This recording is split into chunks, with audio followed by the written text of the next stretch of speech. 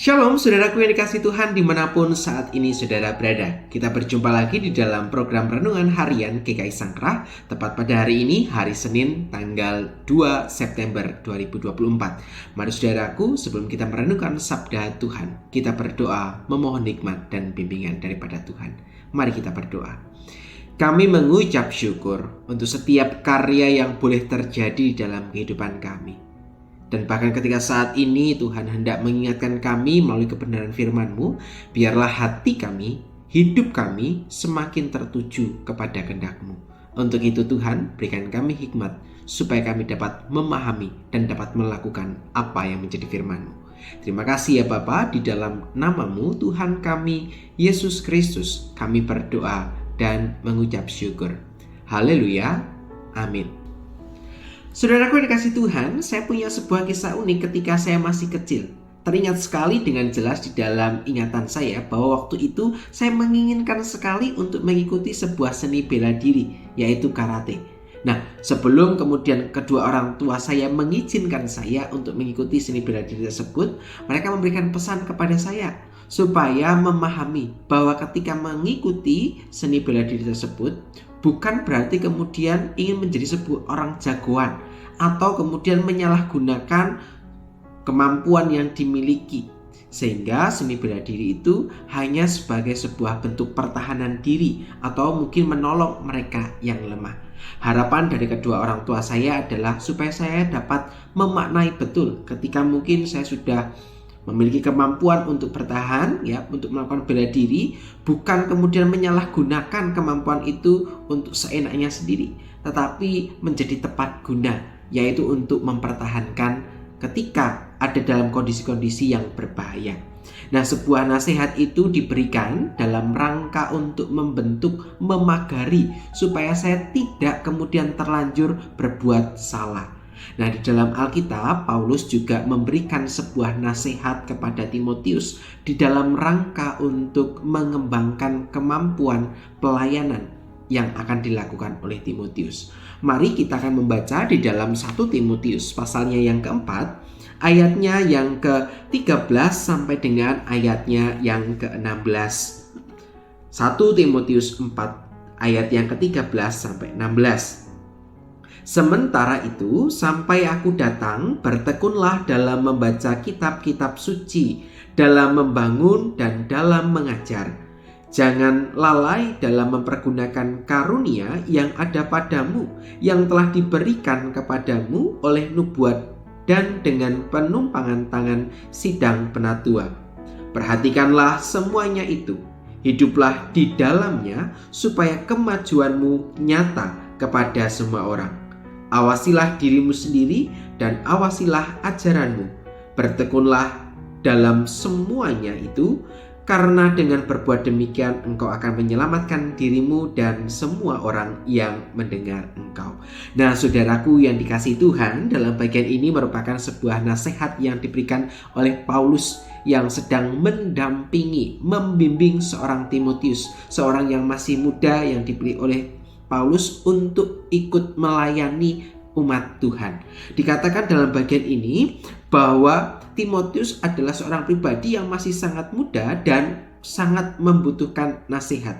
Untuk itu kemudian dalam bagian ini Paulus memberikan hal itu, karena Paulus tahu bahwa dalam pelayanan-pelayanan yang akan dilewati oleh Timotius akan ada banyak rintangan, akan banyak godaan.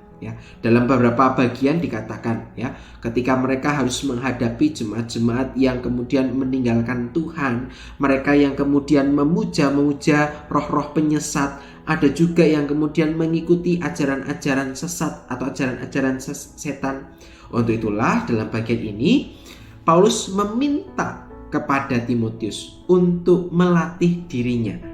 Dalam hal ini bukan hanya berkaitan dengan melatih jasmani supaya tubuhnya menjadi sehat, tetapi juga dalam bagian ini adalah menjaga atau melatih diri dalam hal rohani. Artinya kesehatan rohani itu juga menjadi satu bagian penting untuk kemudian dijaga.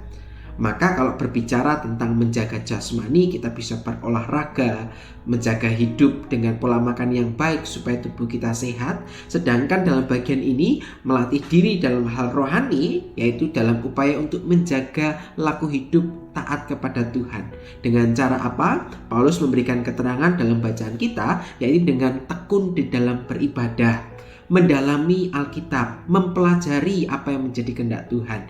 Dengan terus-menerus kita melatih diri untuk terus dekat kepada Tuhan, maka kita akan terbentuk menjadi pribadi yang seturut dengan kehendak Tuhan. Untuk itu, di dalam bagian ini Paulus memberikan nasihat kepada Timotius untuk memperhatikan kesehatan rohaninya, supaya ia tetap dapat melayani dengan baik kepada banyak umat. Nah, saudaraku yang kasih dalam Tuhan, sama dengan kita. Mungkin kita seringkali mengecek kesehatan kita. Oh, gula darahnya baik. Oh, tekanan darahnya baik. Oh, asam uratnya baik. Ya, dengan kita menguji ke lab atau mungkin dengan alat ukur tertentu. Nah, bagaimana kemudian dengan kesehatan rohani kita?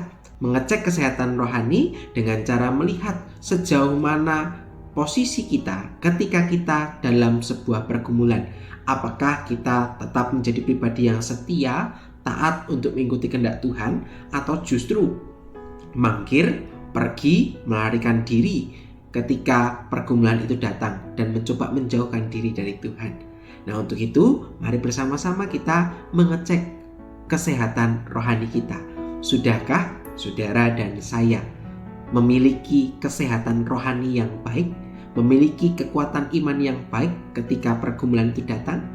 Biarlah firman hari ini mengingatkan kepada setiap kita untuk hidup taat dan setia dengan cara melatih diri kita untuk hidup seturut dengan kehendak Tuhan. Biarlah firman hari ini menguatkan dan meneguhkan setiap kita. Mari kita berdoa. Ya Bapa, kami bersyukur ketika Tuhan ingatkan kami untuk kami boleh terus melatih bukan hanya tubuh kami, tapi juga melatih iman kami. Sejauh mana kemudian iman kami terus dapat bertahan ketika pergumulan itu datang. Untuk itu Tuhan, mampukanlah setiap kami, berkaryalah di dalam setiap pergumulan kami, supaya kami juga dimampukan untuk terus mempertahankan iman percaya kami hanya kepadamu. Terima kasih untuk permenungan yang Tuhan sudah berikan pada kami, dan biarlah firman ini menjadi nyata di dalam kehidupan kami. Terima kasih ya Bapa, di dalam nama-Mu Tuhan kami Yesus Kristus, Tuhan dan Juru Selamat kami yang hidup, kami berdoa dan mengucap syukur. Haleluya. Amin. Saudaraku yang dikasihi Tuhan, demikianlah permenungan kita hari ini. Selamat menjalankan kehidupan bersama dengan Tuhan. Kiranya Tuhan menyertai saudara sekalian. Sampai jumpa. Tuhan Yesus memberkati.